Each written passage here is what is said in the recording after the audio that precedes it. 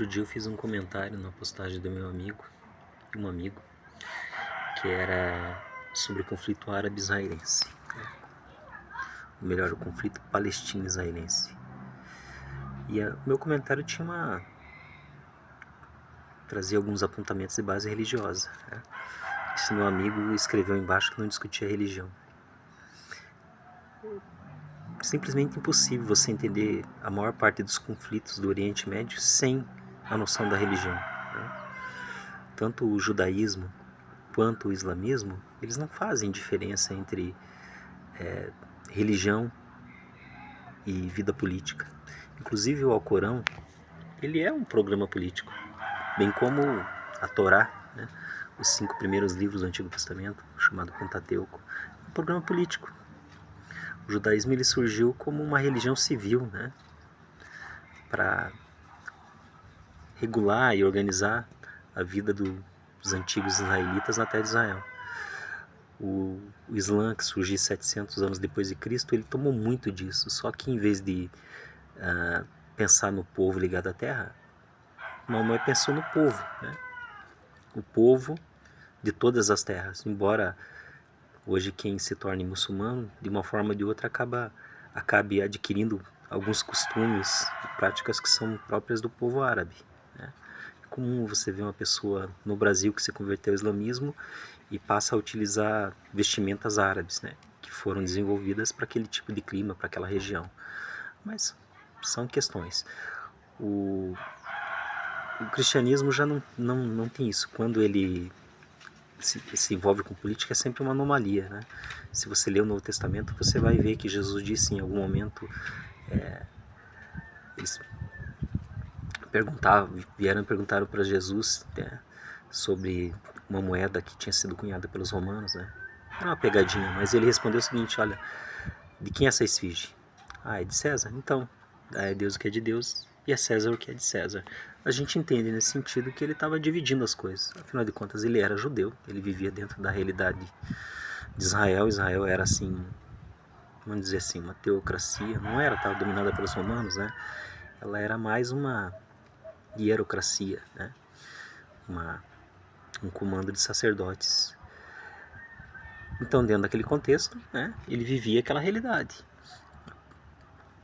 Mas o cristianismo ele surge não em cima do pensamento hebraico, ele surge em cima do pensamento grego, do judaísmo helenista. Então, se você for estudar um pouco daquele tipo de judaísmo que se desenvolveu no Egito, ali por volta entre o terceiro século antes de Cristo e o primeiro depois de Cristo, você vai perceber as fontes do cristianismo. Tanto é que o Novo Testamento, que foi escrito em grego, em muitos pontos ele cita a tradução grega do Antigo Testamento e não o texto hebraico. Portanto, a mentalidade era aquela. Quem eram os judeus helenistas? Eram pessoas que olhavam para Israel, mas eles estavam vivendo numa sociedade que não era Israel, né? No caso, o Egito, comunidades na Mesopotâmia, na Síria. Eles estavam o que se chama de diáspora, como é hoje, né? Os judeus vivem ao redor do mundo, tem um país ali chamado Israel. Então, se você encontrar um judeu brasileiro, você sabe que ele tem aquela ancestralidade judaica que pode ou não se remontar até o Israel antigo, né? Israel do Novo Testamento. Mas ele tem uma religião e ele é um cidadão dos Estados Unidos, do Brasil, da Argentina, por aí vai. Era o mesmo com o judaísmo helenista, né? O Egito, na verdade, foi um grande centro de difusão do judaísmo antigo, né? A comunidade judaica lá era muito grande. Inclusive até a época da ascensão do Islã, né? Quando os muçulmanos conquistaram o Egito, eu não lembro se foi no século VII, o Islã surgiu no século VII, né? 600 e alguma coisa. Agora, a conquista eu acredito que já foi um pouco depois, acho que foi antes do ano 700. Né? Foi muito rápido, né? A ascensão do Islã foi muito rápido. E era um programa político, né? Conquistava as terras e já vinha organizando aquilo, né? Tanto é que o líder do mundo islâmico, na época, não existe mais, era o califa, né? Era o coordenador, o guia, por assim dizer, da comunidade islâmica. Então, se você vai analisar qualquer questão hoje, você tem que levar isso em conta, porque é o substrato do pensamento daquelas pessoas. Por exemplo, embora você aponte razões que são de ordem política internacional, as nações europeias, Estados Unidos, a intrusão da China, a intrusão da Rússia, você tem que pensar que o que está por baixo de tudo aquilo é a mentalidade que se desenvolveu durante séculos daquele povo. Por exemplo, o Estado Islâmico, ele surgiu como, claro, a desestruturação da sociedade do Iraque, né? A sociedade iraquiana. E automaticamente seu poder político perdeu sua força e aquelas forças que estavam ali por baixo, né, que eram controladas pelo Saddam Hussein, elas emergiram.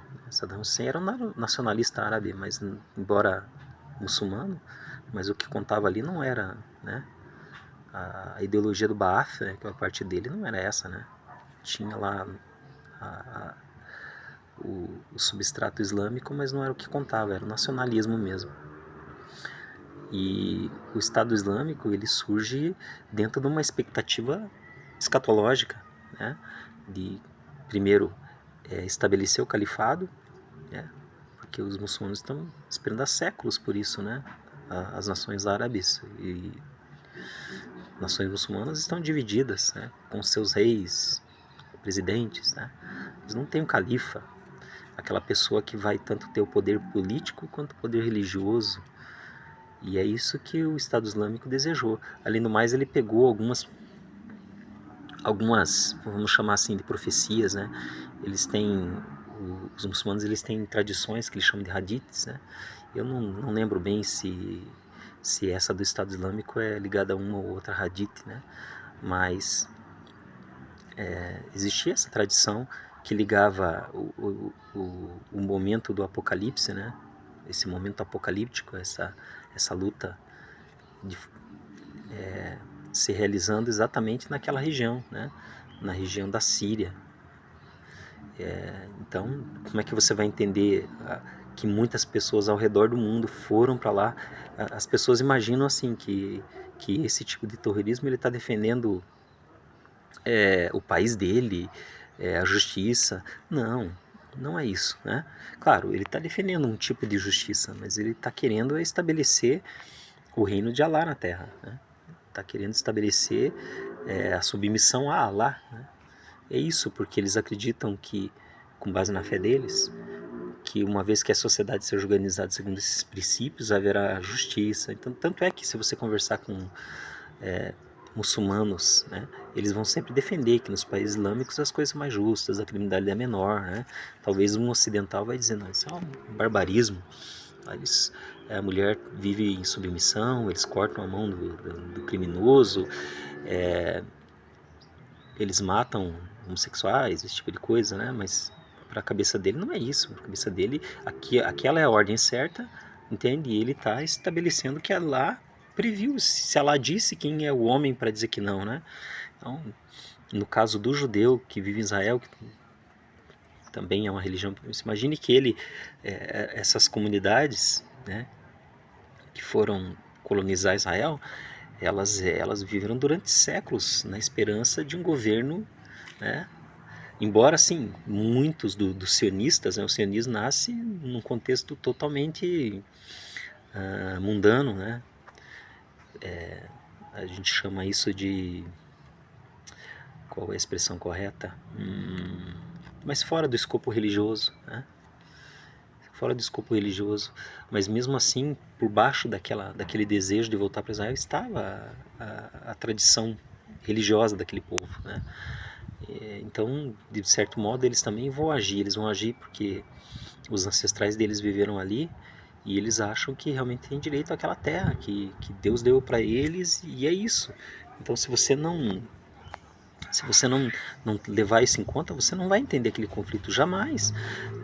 Os muçulmanos palestinos também, de certo modo, tem alguma coisa assim, porque Jerusalém, na verdade, a mesquita de Al-Aqsa, ela é o terceiro ponto mais sagrado para os muçulmanos. Então, não é uma coisa simples. Eles acham que eles têm o direito, né? Porque eles conquistaram uma região, eles têm o direito àquela terra, né? E, claro, os que viviam ali há séculos, eles também acham que é uma intrusão de povos de outros lugares, né? Mas eu gosto sempre de lembrar que Israel não foi colonizada só por pessoas oriundas da Europa, né? Como algumas pessoas dizem. Infelizmente, se você faz uma análise meramente política daquilo, você não consegue perceber essas questões. Então havia, como sempre houve, comunidades judaicas no mundo islâmico, né? No mundo muçulmano. Você tinha uma comunidade muito grande no Iêmen, os judeus iemenitas. Você tinha uma comunidade antiquíssima no Iraque, que remontava praticamente aos tempos bíblicos, inclusive na Pérsia também. Hoje você ainda tem judeus na Pérsia, né? E a gente pode até estender o Oriente Médio, a gente pensa geralmente naqueles países que estão ali, que são asiáticos, mas em matéria de cultura, esse mundo oriental, ele entra para dentro da África e vai até o Marrocos, e antigamente ia até a Espanha, né? Que eram os limites do mundo muçulmano. Então, em todo esse espaço aí havia judeus, né? A língua árabe foi se impondo, mas os judeus estavam ali dentro das suas comunidades. E ainda na África ainda há algumas comunidades, pelo que me lembre, de judeus. Mas a maior parte dessas comunidades do mundo muçulmano, elas emigraram para Israel. E não somente eles, mesmo uma comunidade que, sei lá, tradicionalmente remontava à época do rei Salomão ainda, que eram os Beta Israel, que viviam na Etiópia. Eles foram também resgatados, porque o governo não queria deixar que eles saíssem de lá, e levados para Israel. Então você tem uma população negra hoje oriunda dessa região. Aí tem judeus da Índia, né? Vários outros lugares ao redor do mundo, mas o Oriente ele contribuiu com um grande número de contingente. Você pensar que essas pessoas, quando saíram, elas perderam as terras também, todos os bens que elas tinham, né? Elas saíram com a roupa do corpo. No caso dos judeus iemenitas, eles viviam na extrema pobreza, eles viviam em guetos, né? Eles estavam bem à parte daquela sociedade muçulmana. Não é que os muçulmanos sempre trataram mal os judeus, pelo contrário, né? Durante, especialmente o período medieval, quando eles conquistaram, né, toda a região, eles trataram os judeus até muito bem. Embora Maomé teve ali um certo confronto com os judeus de Meca, né? Tanto é que, bom, cadê os judeus hoje da Arábia, né? Você não vai encontrar nenhum lá. Né? E é uma coisa estranha, porque a própria religião muçulmana deriva, né, do judaísmo. Se você ler o Alcorão, você vai perceber ali que ele remete ao cristianismo, ele remete ao judaísmo, né? É uma mistura mais alguns conceitos árabes. Então não dá para entender isso sem a religião. Mas veja, claro que as guerras, a busca por exemplo, recursos naturais, especialmente o petróleo, né? Isso não tem nada a ver não tem nada de religião, mas a forma como as pessoas agem, como as pessoas se envolvem e entram em conflito, tem tudo a ver com a fé, esse substrato, essa parte cultural delas. Se não entender isso, você não vai entender conflito nenhum. Você vai fazer essas leituras rasas, né? E vai ficar aplicando a povos que estão bem distantes daqui, conceitos de justiça, de fé, de fé não, de liberdade, que são totalmente alheios ao que eles estão pensando e querendo, né? Claro que quando você fala de palestinos, você não tem só muçulmanos, embora a maioria da população seja muçulmana. Tem comunidades cristãs ali, eles vão ter o mesmo pensamento, mas a comunidade cristã vivendo em meios muçulmanos, ela adotou muito do pensamento e dos costumes, né, islâmicos.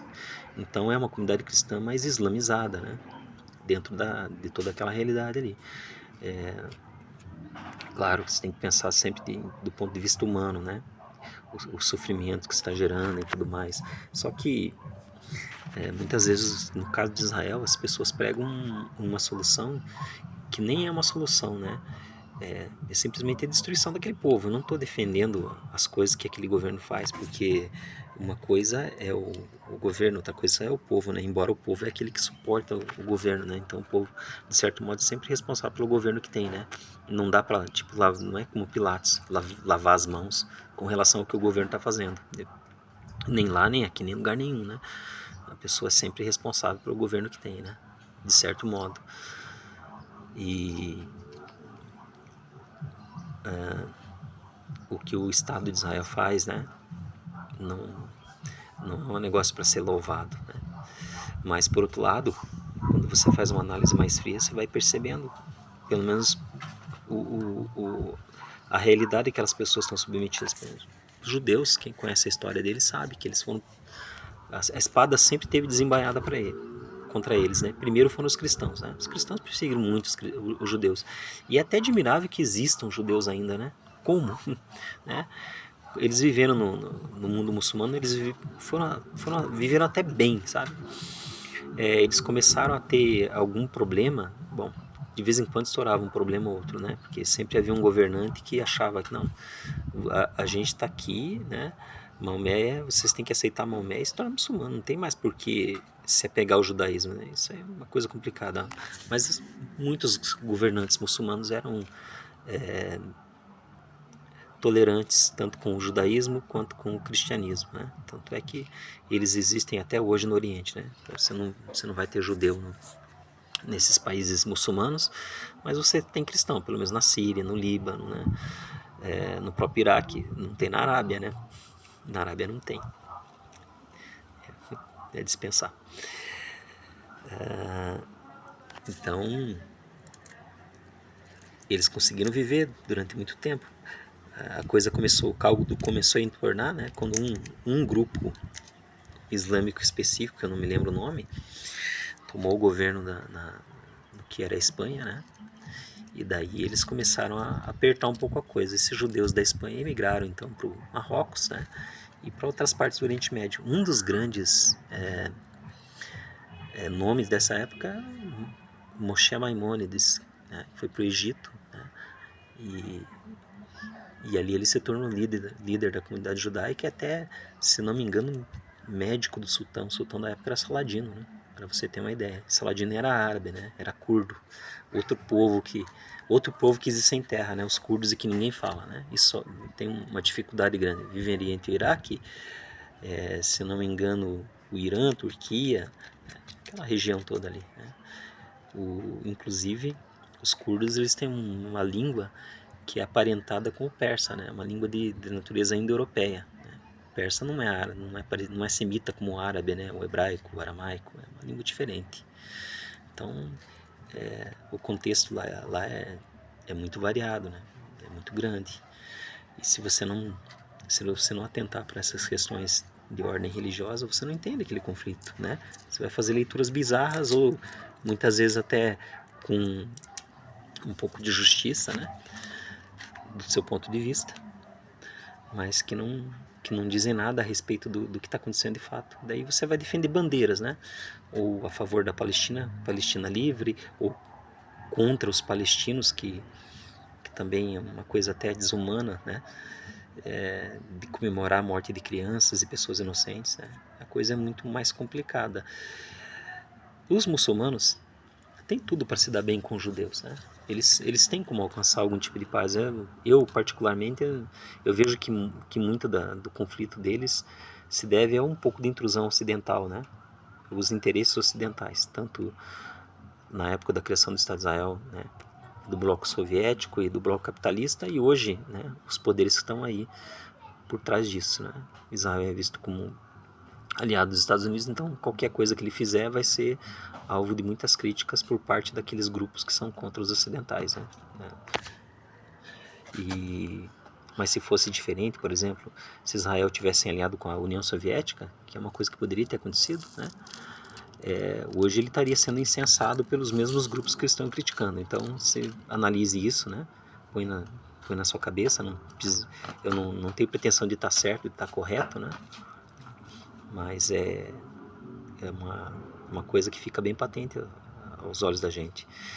Qual que é a solução para eles? A solução é que eles se integrem, né? Eles são povos semitas, né? São parecidos, são irmãos, né? E Israel, pela tecnologia, pelo desenvolvimento econômico, ele pode ser muito importante para a região, né? Então, se eles por isso que alguns países árabes estavam se aproximando de Israel, né? Os tais dos acordos de Abraão, que o Trump estava capitaneando, mas aquilo é muito menos o interesse dele do que o interesse da Arábia Saudita e desses outros países. Porque para eles é interessante Israel. Antes de Israel, o país era um monte de pedregulho, né? Inclusive até é importante dizer isso, as pessoas costumam achar que aquilo sempre foi Palestina, né? E não é verdade. A primeira pessoa que... Primeiro que o termo Palestina vem dos filisteus, né? Você fala, mas é com F e com P. É que é o seguinte, a palavra Filistim, ela é com uma letra em hebraico, o Pi, e hoje no hebraico moderno, se você coloca um pontinho dentro dessa letra é um Pi. Se você deixa a letra sem o pontinho dentro, é um Fi, né? O árabe não tem a letra P, então eles usam somente o F, né? Então eles chamam de Filistina, eles nem conseguem falar Palestina. Mas Heródoto, quando ele esteve no Egito, ele chamou a região de Palestina. Por que ele chamou de Palestina? Porque ele foi para o Egito e os egípcios conheciam o que estava mais próximo deles, que é a região de Gaza, que é onde viviam os filisteus. Então eles chamaram tudo aquilo de Palestina, né? Relacionando aquilo com os filisteus. Posteriormente, os romanos simplesmente, como eles são tributários do pensamento grego, né? Eles são herdeiros, por assim dizer, da civilização grega, eles adotaram esse termo. Então chamaram a região de Síria-Palestina. Quando Israel deixou de ser uma entidade política, eles naturalmente chamaram desse modo, né? Aplicando à região. Então, todo mundo que viveu naquela região durante esses quase 2000 anos, né, eram palestinos, né? Sendo judeus, sendo cristãos, sendo muçulmanos, né? Então houve ali um número enorme de povos que habitam, inclusive os europeus, porque Jerusalém foi sede, né? Foi o reino franco em Jerusalém, né? Então, na época das cruzadas houve, você pode ver no filme Cruzada, nesse ponto, talvez algumas coisas não sejam bem de acordo com a história, mas nesse sentido, e até interessante, né? Aquele reino franco, se você olha hoje para algumas pessoas do Oriente Médio, elas são fora, deixando os judeus de lado, os que vieram da Europa, né? Mas você percebe que há pessoas ali que têm uma pele clara, cabelos louros. Você fala, de onde que é isso? Porque houve um intercâmbio, né, entre o norte e o sul. Então não era assim, apesar de que existia lá uma Europa por um lado e um mundo bizantino pelo outro, né, ou muçulmano. As estradas não estavam fechadas, as pessoas estavam caminhando, iam para lá, iam para cá, havia na época se praticava muito a escravidão, então foram levados para o Oriente muitos escravos de origem europeia, né? Então eles ajudaram a compor esse povo, né?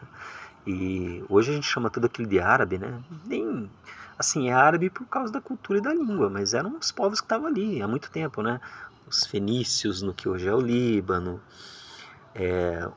os babilônios no que hoje é o Iraque, os assírios que também, vamos dizer assim, pegavam a parte do Iraque, a parte da Síria. A Turquia era um país praticamente grego, né? Durante assim os últimos séculos ali do Império Romano, ela era totalmente grega. As cartas do Apocalipse são dirigidas a cidades que ficavam ali, que eram de cultura grega.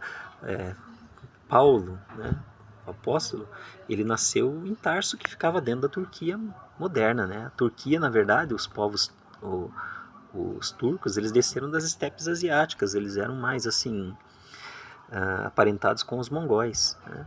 Você vê que eles foram perdendo as características conforme eles foram se miscigenando. Hoje é até difícil, você olha para o turco e fala, mas o que é o turco, né? O turco é uma mistura desses povos todos que viveram naquela região, né? Desde a época dos hititas, né?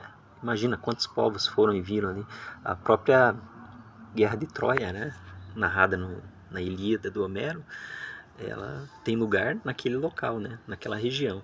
Você vê que as coisas não são tão simples quanto parecem, né?